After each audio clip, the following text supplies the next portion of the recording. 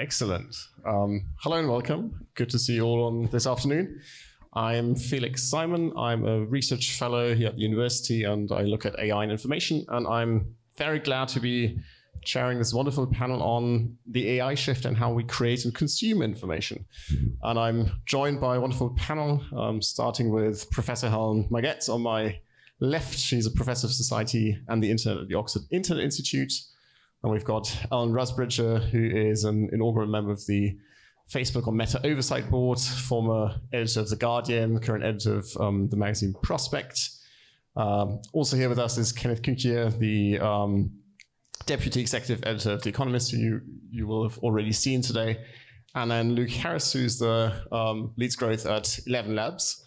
And yeah, they all bring very different perspectives on this topic. And basically what we will try and sort of do in the next 40 minutes is sort of understanding how people consume information, entertainment, but also news differently after sort of the rise of generative AI, and what that means for various institutions in society, from politics to business, but also to the media and sort of internet companies. And I've basically asked my wonderful panelists to set out the stall by sort of giving us a sort of short 2-minute little speech on what they think on this topic. So without further ado, I will hand over to Helen and then sort of hear the rest, and then we'll go into various questions on this topic and have a Q&A at the end. Thank you, Felix, and thanks everyone for coming. Well, I'm a political scientist, so when I think about information exchange, I think about government exchanging information with citizens. And that's actually something that government has an obligation to do. And it also, at least used to be, something that government was in a privileged position to do. Government has an almost unique kind of legitimate authority to take information from citizens, and used to be a kind of watchtower in society's information networks in terms of giving information out to citizens. Now, the internet changed all that because governments faced a lot more competition for citizens to take in, to pay attention to government, basically, because there are all sorts of other sources. And AI is another step, generative AI is another step change in that. Because if somebody wants to find out some official information or find out about public services or public policies, they can just key it into an LLM and they'll get some kind of answer.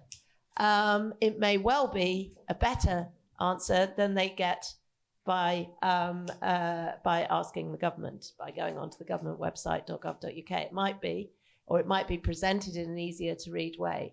So that's already interesting. But there's also senses in which it might be inaccurate, for example. It's probability based. So, theoretically, a chatbot should say, your tax code is 108L, and that's got an 85% chance of being right, which is not normally how we think about official information. And then, of course, it doesn't actually, chatbots give you, LLMs give you little links to potentially go through to government, but they're very tiny little links. And there are real questions about whether people are going to do that, or whether the LLMs will kind of replace that relationship that government has with citizens. There's other things I could say, but I think that's 2 minutes, so thank you. Thank you so much, Helen, and thanks for staying on time. Ellen. Hello. I think when I was here last year, I was rather obsessed by what happens to societies that are no longer fact-based. And in my gloomier moments, I'm much more worried about that now, because of the speed of at which things are happening. You talk about 85%. 85% is good, in the modern world. And so this sense of people having no way of knowing what is true and what isn't true, and how democratic societies can't work in which you haven't got an agreed fact base for science, for knowledge, for law, for government, for news. And I think there are great reasons to fear what's happening at the moment, including the speed at what is happening, and the breakneck speed, the sort of gold rush feeling of what is happening, and the the sense that people are building stuff without placing harm, trust, safety, truth at the heart of what they're building, and the sense that regulation, if it's ever going to catch up, is not going to be a match for what's being built, and the huge concentration of power in the hands of very few people. I think all those are reasons to be really quite gloomy about what's happening. The opportunities are that in the right hands, if public service could be put at the heart of at least some of what the players are doing, discuss what public service means, and I think we're losing a sense of how to value what public service is. I think it could help filter out the bad players, the bad information, and therefore it could be a absolutely formidable editorial tool which could transform the nature of good information and could transform the very precarious state in which journalism is now existing. So it could go either way. It feels like I wake up some days feeling optimistic, some days pessimistic, and you'll probably get both from me today. Thank you, Alan. Kenneth, more optimist or pessimist? Both? Yeah, both, hopelessly divided. A little bit like Alan, totally oscillating between seeing opportunity and being sort of paralyzed with terror. And meaning that sincerely. I mean, we're so, the bonds of society are far more fragile than we imagine. And we're seeing that right now play out in the first 8 months of the Trump administration, in which norms are being shattered, and there's very few people who actually realize that there were ever these norms, because the memory is so vacuous or disparate, thrown into the air like dust. And those norms were always just norms, right? What is a norm? What is a culture, right? And when it disappears, it's so hard to bring back. It's like a broken bone. It'll take years and years to develop a bone, and then you shatter it, and then it takes a long time to bring back together, but it just breaks in instantly. So I think that's what's happening, not just in, say, the political sphere, but what's happening, it's already happened in the information sphere. In fact, a Martian coming down to visit Earth, once a century, would have noted that, in fact, Donald Trump is a outcome of that shattering of the information sphere, that you didn't have all of the different both cognitive and informational infrastructure, for lack of a better term. We don't have a language for what's happening that would have prevented, again, well, let's just go back to 2015, 2014, a person who had never played a role in public life, who this is not, I want to stress, this is not an anti-Trump speech. It's not anti-Trump. It's not to be critical, but descriptive. Okay, there's criticism as well, and that's going to be for another quarter if we want to, but just to be descriptive, someone who's never played a role in public life, who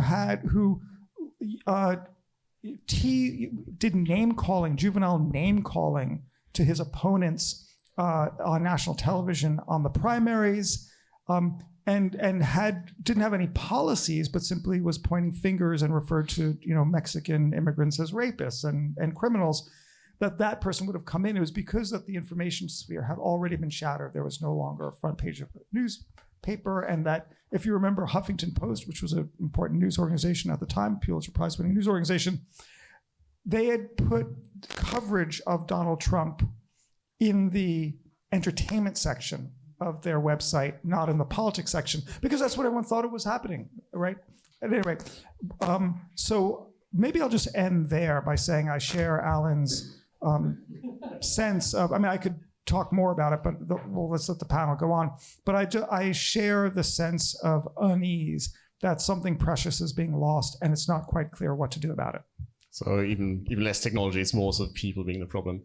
Luke, as the final one in the opening statements, what's your take?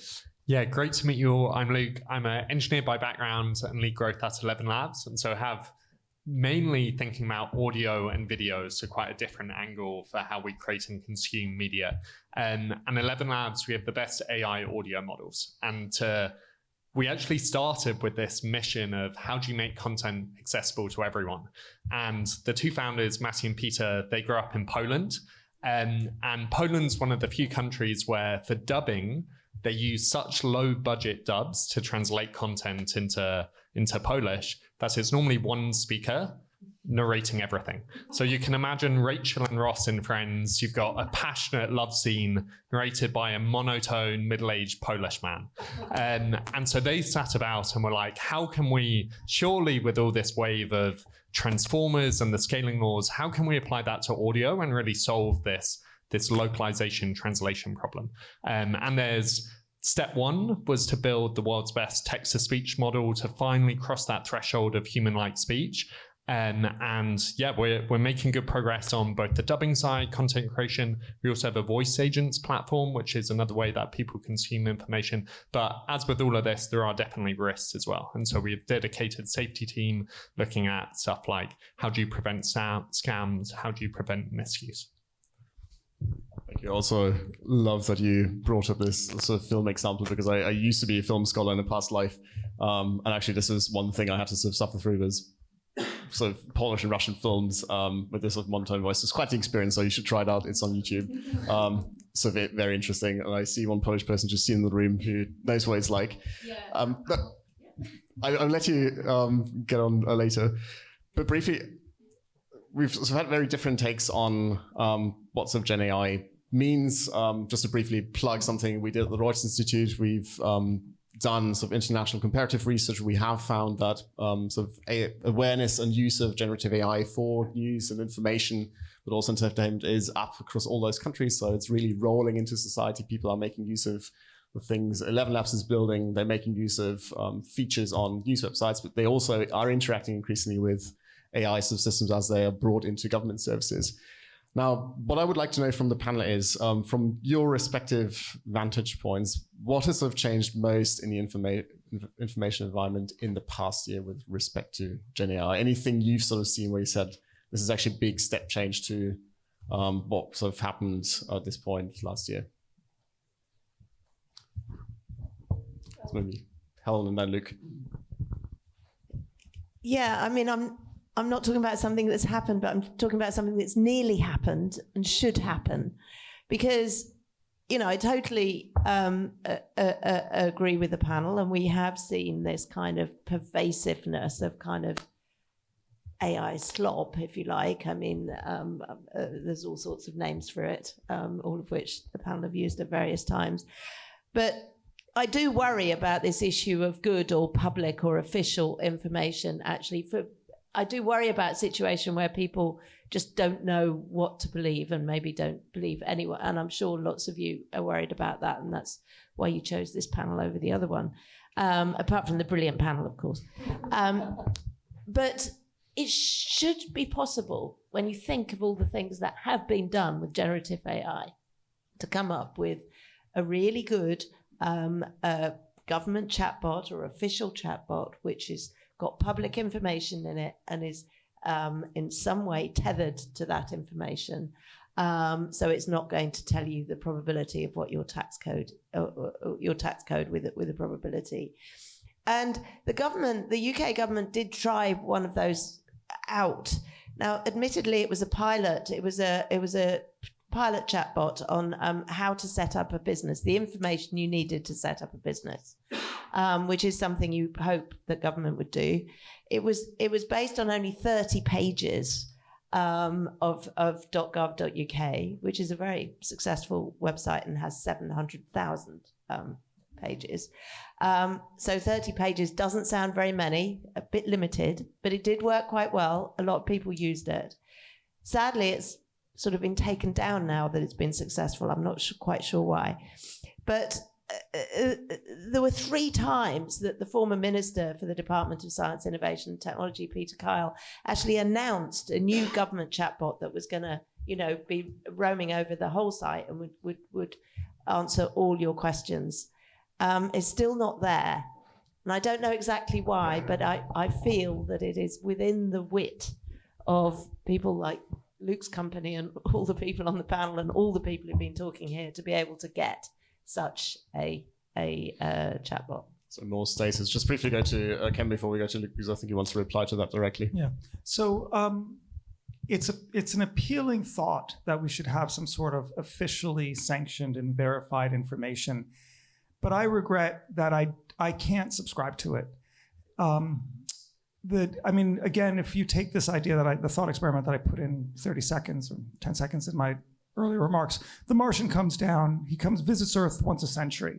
What would he say to that? He'd be like, that's so interesting, because for the last 2,000 years, the state had been the censor of information and had restricted the free flow of information. Now you want this concept of the state to be the protector of a commons of information.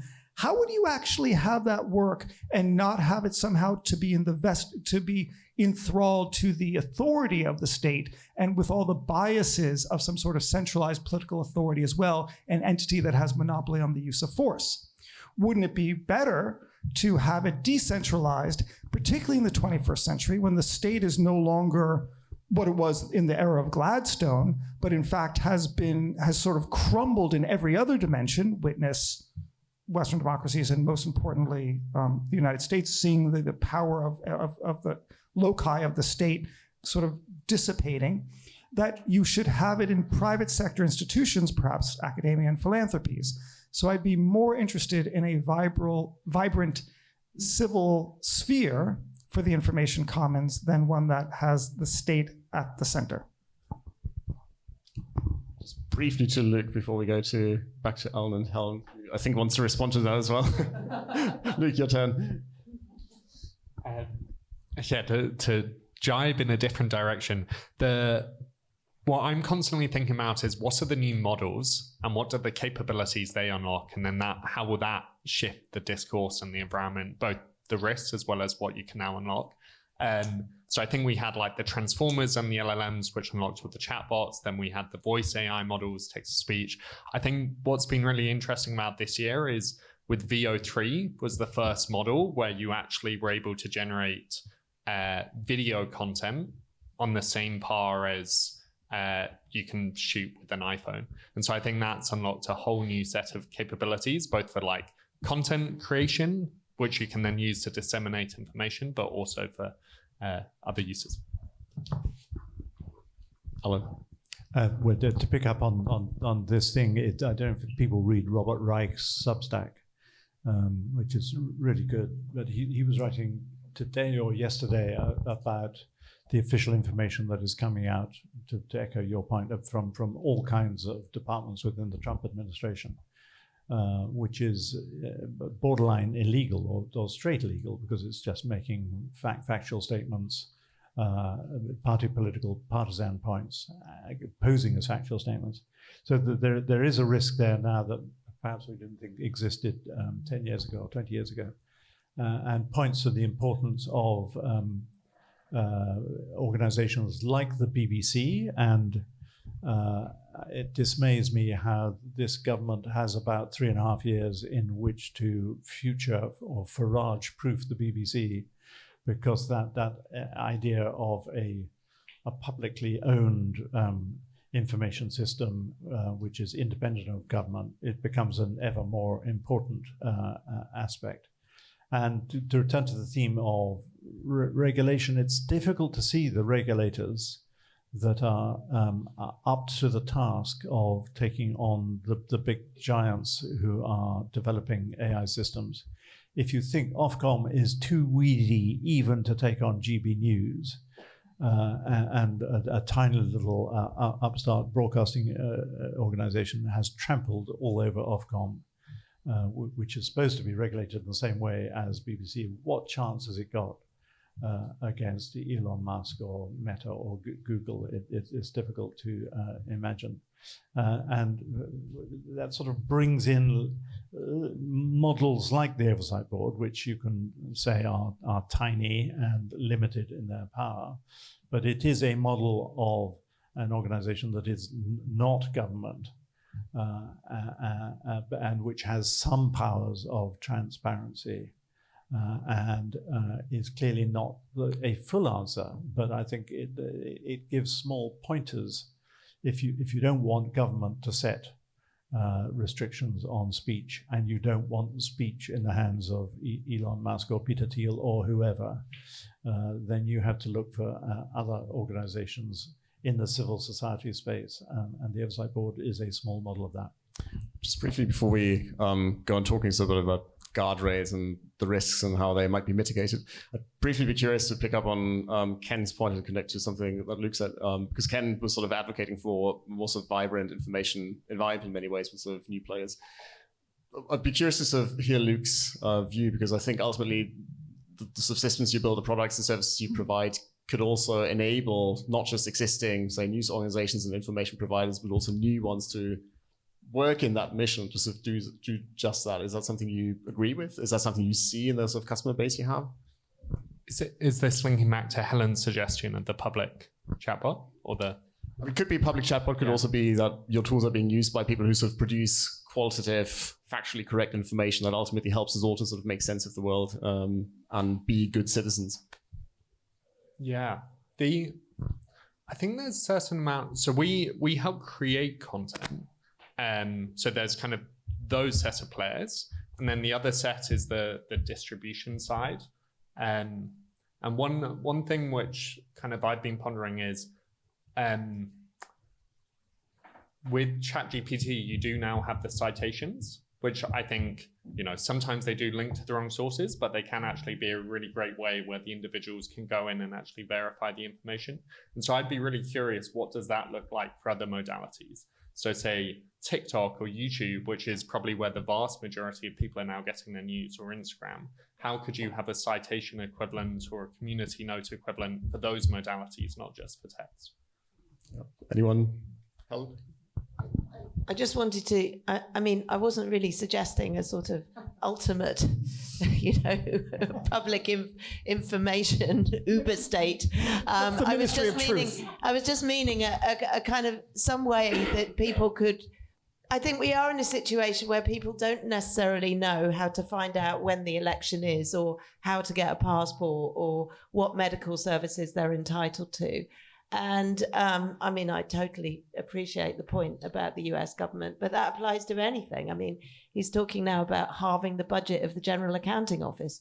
Nothing is safe in that environment. But I do think there is a need to kind of reinvent how a democratic state interacts with its citizens, when we can no longer take it for granted that they'll be able to find it among everything else. AI clearly is throwing up lots of questions, and a lot of them are actually to do with things we're already struggling with and have struggled with for quite some time. What do you think, sort of all of you, what guardrails need to be set, and by whom? Of course, with those technologies, there come those risks. We've talked about this. With something that ElevenLabs does, for instance, potential for scams, potential for deep fakes is sort of there misleading people. We've talked about sort of governments potentially abusing them. This is sort of Ken's point in many ways. Centralization of information. Who should be doing what? What's your sort of the clearest problem you see, and who should address that in that space? Sort of each from your respective disciplines, maybe starting with Ken. Start with me. You want me to solve the problem? Yes, Ken, that's exactly what I want. The epistemology of modern society. So I do have a crazy idea. So I'll embrace this. So it's not a solution, but it's at least, it gets us a little bit up the field. And that is, if you think about how transactions happen online, although it's a little bit changed now with the browser technology, but it used to be when you had an SSL or secure socket layer encrypted link, your actual browser window changed. That became a little bit of green. You saw a little lock there. And so you had this cognitive signal that what you had cryptographically under the hood was a secure communication link.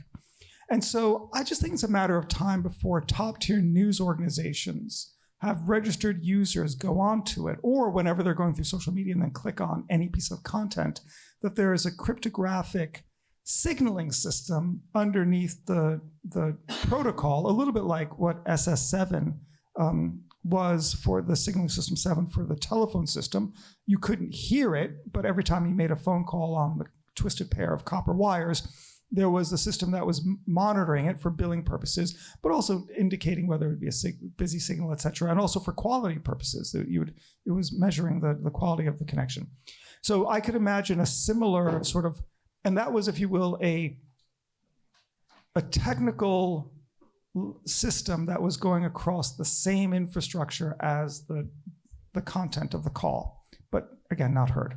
So I can imagine there would be a similar system whereby users through the browser and through a system of having logged in, having been a registered and a physical person with some sort of, they've been cookied or they've been having a something on their system because they're a registered user or a subscriber, would actually know they're getting information that has been verified by the source that had purported to put it out there. Now, in most instances, that's just a nice to have. But what we've seen in cases of information warfare, what we've seen in cases of real conflicts, I'm thinking of Russia and Estonia about a decade ago, and also in Ukraine now, is that the information war has been just as important as the kinetic war, and that Russia and other actors are astute in manipulating and using disinformation as to abet what they're doing. So you could imagine that would be the case in future conflicts, and it's going to become, or even pandemics, but you can imagine that it's going to be more important than ever in a crisis moment that people know they're getting authoritative information rather than just spurious information. And this would be one way to do that. Thank you. I'll just briefly call on Luke as the engineer on the panel. What do you think of sort of technical solutions to some of these issues? I think if you view information as a supply chain, and so you've got various actors, you've got both the individuals, you've then got the places where you actually create the content, and you've got the distribute content, and then you've got the clients on the other side. I think you want protections at each stage in the supply chain, and you want concentric circles of protection. And so for us and the content creation, we think about, okay, first of all, how do you prevent creation of content which shouldn't be made? So we think we invented something called the voice capture, where if you want to create a voice clone, you need to say certain phrases to prove that it's your voice.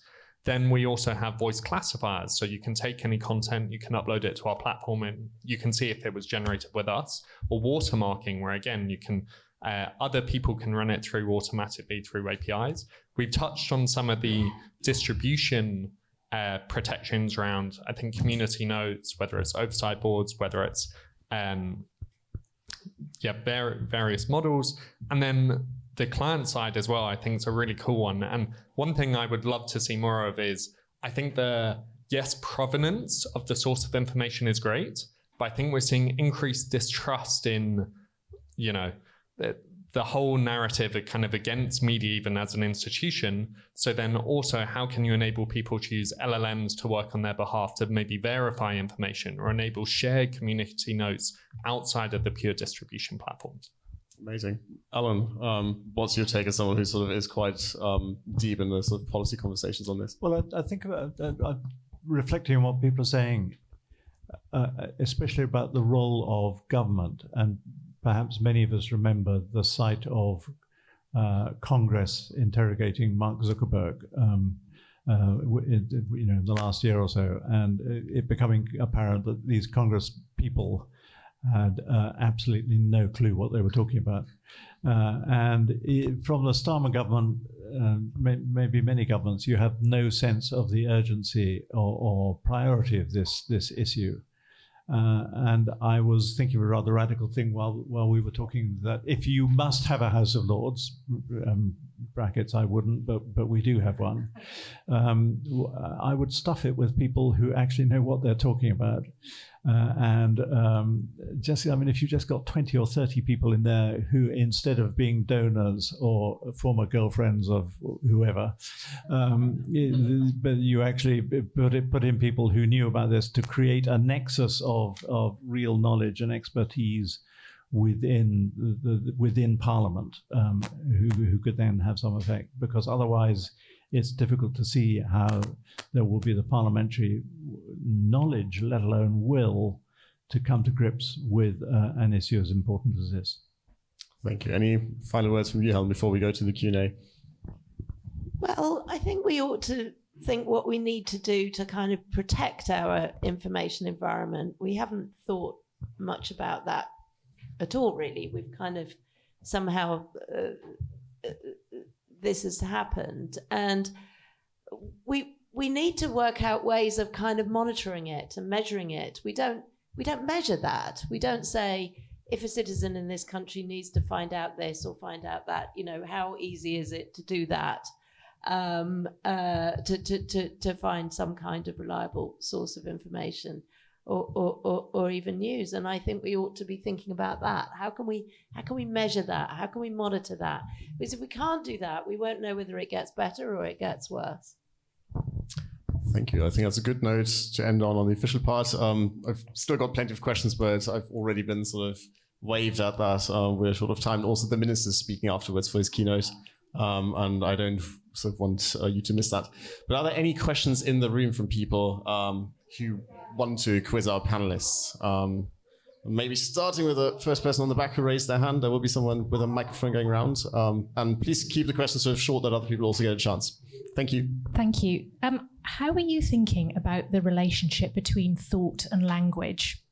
If you think around, the generation of content by experts and the use of AI to a growing degree in that, how can we think as a publisher particularly around whether that content is as good as it used to be, whether there's a sort of spreading kind of miasma of mediocrity in it, and how should we start to think about that? This is something I think about on a daily basis, so this is not a loaded question. I haven't got the answer. I would like to hear your thoughts. Ken? Yeah, before we answer, I would be really interested to hear what the room thinks. So I'm going to pose a couple of questions with the prerogative of Felix, who doesn't have a choice. You've got the permission. Thank you very much.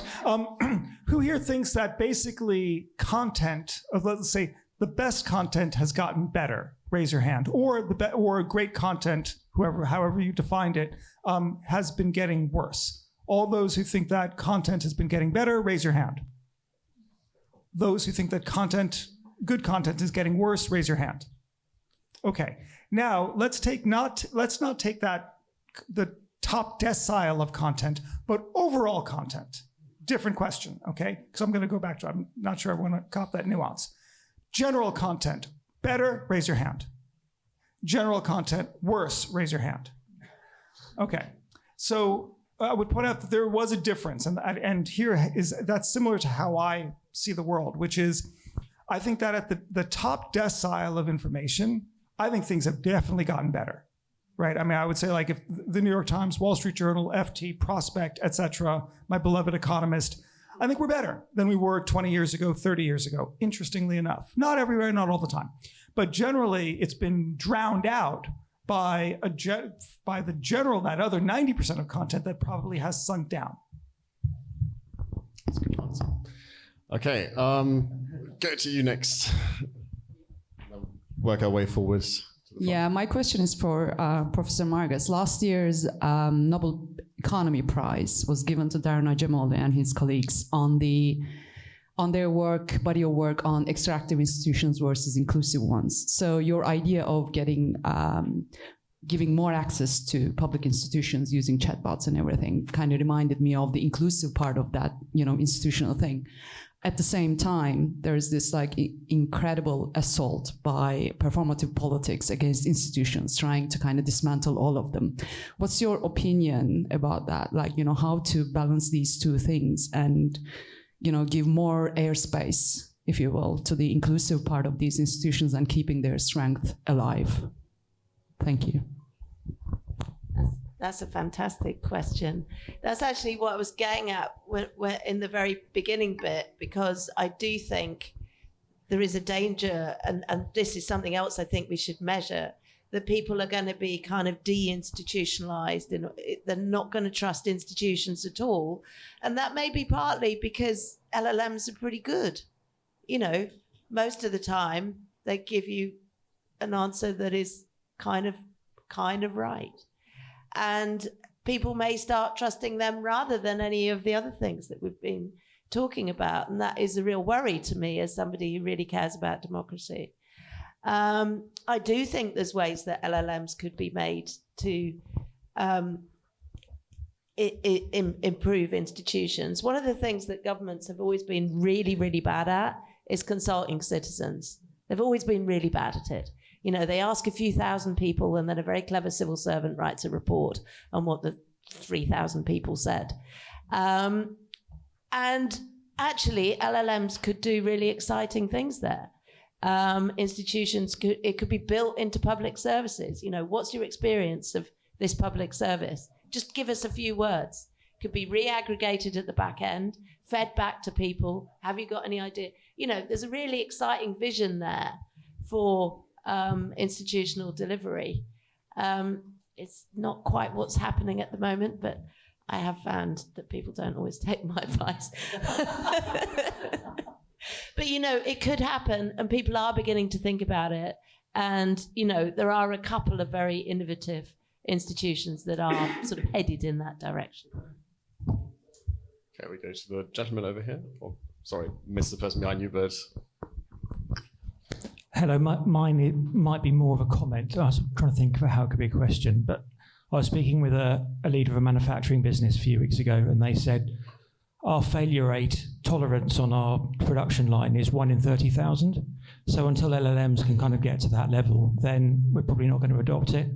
And I wonder whether almost we're measuring truth, as it were. If it's 85%, then that's way below the 1 in 30,000 tolerance. So I guess maybe my question is, do we need to come up with a new paradigm of measuring that sort of truth system? Things like, an automated LLM, BBC verified type thing, which gives you a score to that level. That's not really a question, that's a comment, but maybe I can turn it into a question. We appreciate it regardless. We'll go to the gentleman over there, then to the lady over there.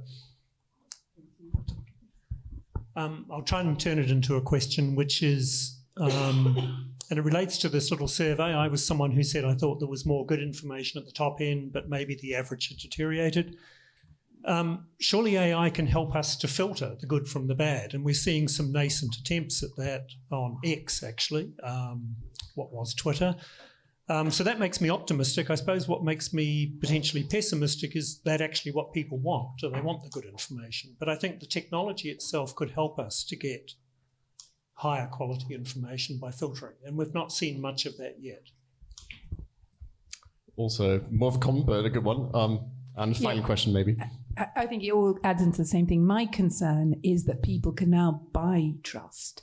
And going back to this citations thing, and brands with big money will be able to sort of organize their semantics and their wording through the system so that they appear in AI search. Things like websites are going to disappear. And those were actually quite good truth points. People put a lot of work and effort into websites. If that goes, the clever people with lots of money will just be able to organize the digital ecosystem so they appear as the truth.